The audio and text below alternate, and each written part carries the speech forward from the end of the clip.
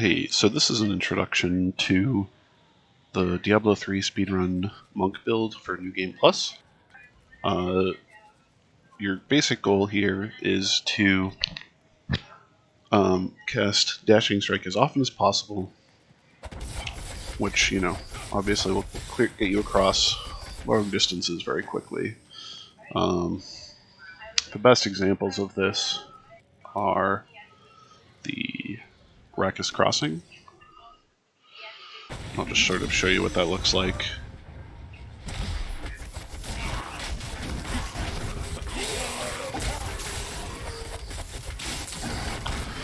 So that's sort of what this looks like.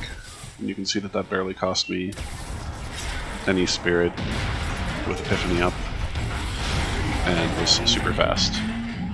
So that's sort of the basic goal, is to just be able to hold down Dashing Strike and dash straight across zones. So what does that look like? First off, you're starting with Dashing Strike.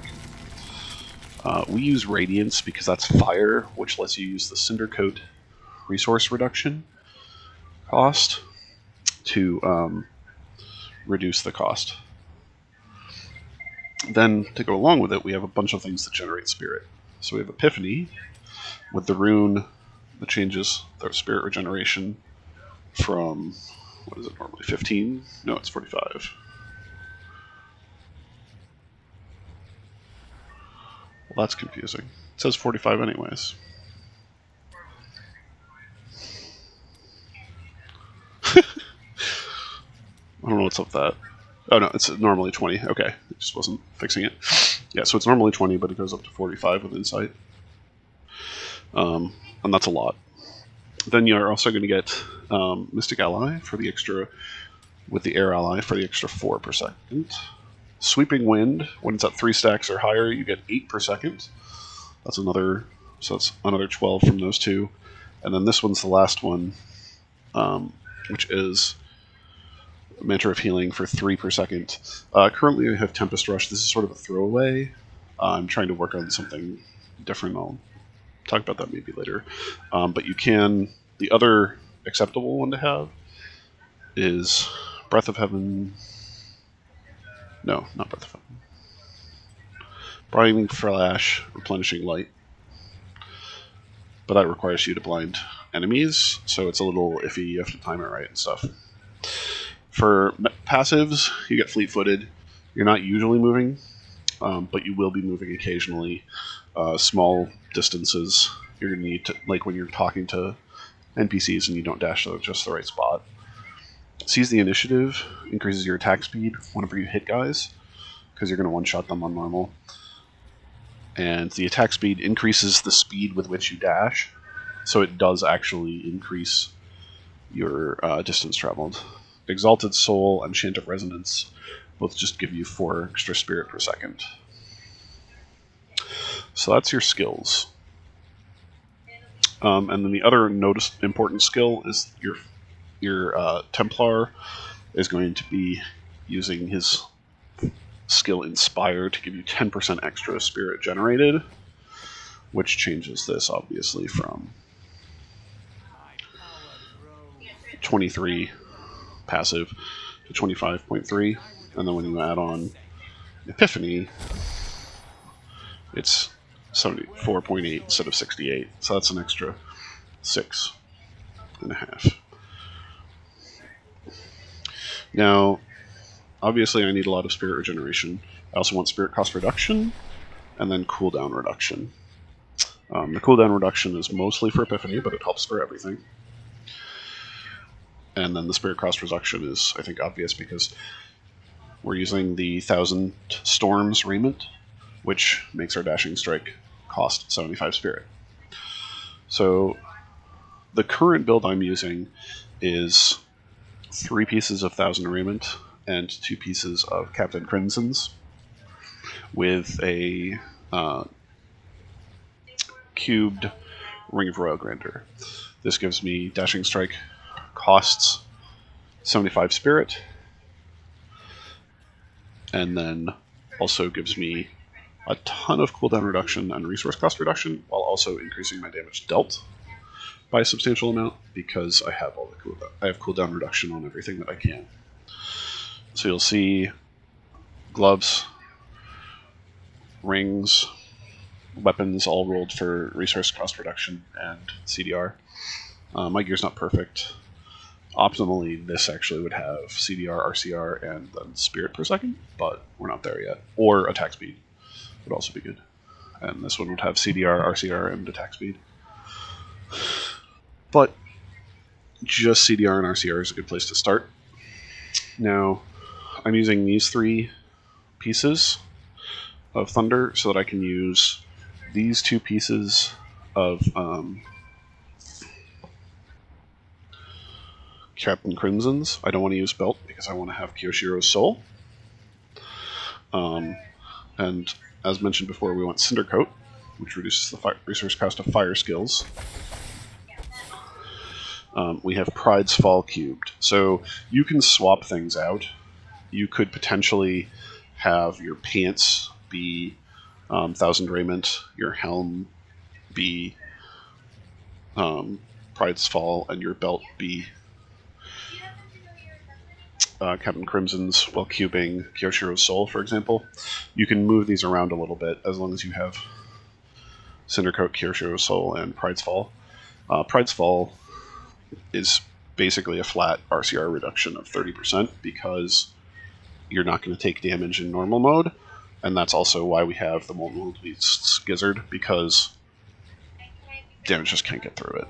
Like, even if we would take damage, we're not going to because we have a giant absorb shield. Alright, so that's the main pieces. The off pieces, for rings, Obsidian Ring of the Zodiac and Ring of Road Ranger are required. Obsidian Ring of the Zodiac means that you'll have Epiphany and Mystic Ally coming off cooldown a lot more often.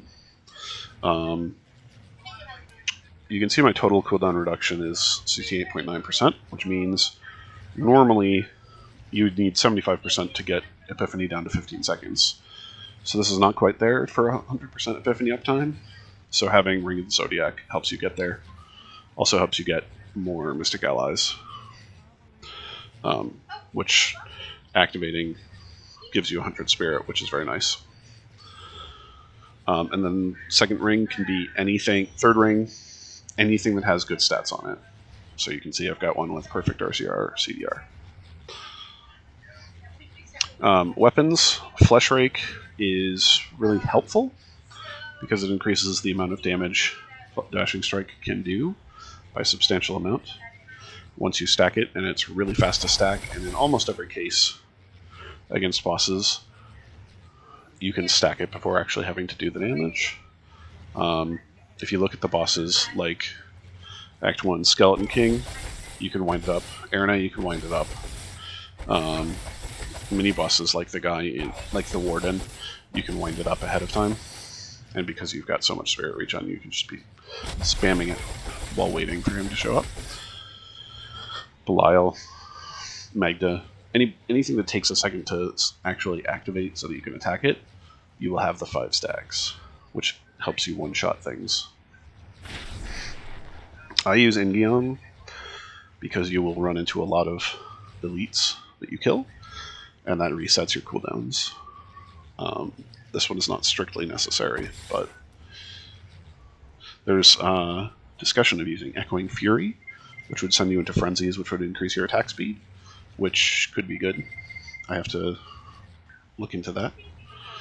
And then there's Burst of Wrath, which killing enemies and destroying objects has a chance to grant you 20% of your maximum primary resource. So that just means that while you're going along, you can get 70 spirit some of the time, which is enough to cast normally one full Dashing Strike, but given that it's reduced by 76% plus my Cinder Coat, it's actually enough for like 4 or 5. So that's the other weapon. This is a very good weapon. If you find you're running out of spirit.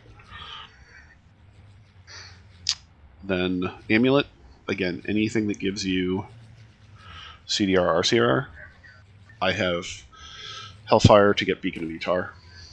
Otherwise, I would drop Fleet-Footed, probably. The rest of these are all really, really good. I might drop Chant of Resonance instead. Exalted Soul helps with the Pride's Fall, or with the weapon, Burst of Wrath. So I wouldn't drop that. I would probably drop Fleet-Footed, just because it's the least useful. But, yeah. Having the 5th passive lets me have Beacon of Etar, which is obviously critical since that's 20% of cooldowns. Finally, the Bracers. I have Lacuni Prowlers because they give attack speed. And then I added in fire damage to get my Dashing Strike more damage, because that's what does the actual damage in the build. Some builds, like console builds, will have something else. Sometimes, like Wave of Light, because they can't dash all the time.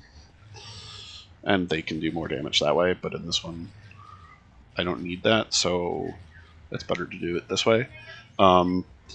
In areas where you have to interact with things, it is possible to cancel the animation for that by activating an ability at the same time as you click the interactable. So that's why I have Tempest Rush, but I need to move it to a different spot because it doesn't actually work on left click. So that's, bad of me. But I wasn't using my first skill slot anyways, so oops. So that's the basic setup. As you can see, I have almost perfect CDR RCR.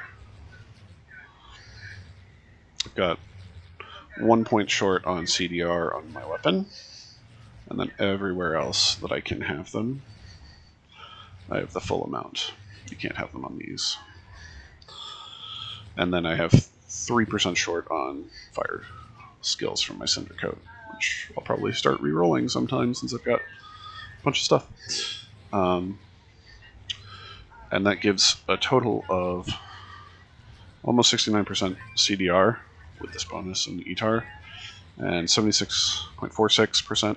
That's with the Pride's Fall 30% up. So yeah, those are good numbers. I do not run out of spirit when I am playing decently well, which is to say keeping Epiphany up and occasionally hitting Mystic Ally. Some options for gearing if you don't have all the gear. You can use the boots, which double your allies, which are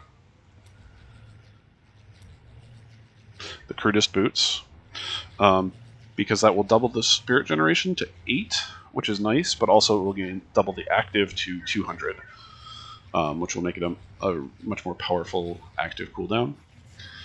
So that's a good option if you don't have, some number of the Pride's Fall or something, since some of these are found from bounties. You need to farm them. The Laws of Seth you can use with Blinding Flash.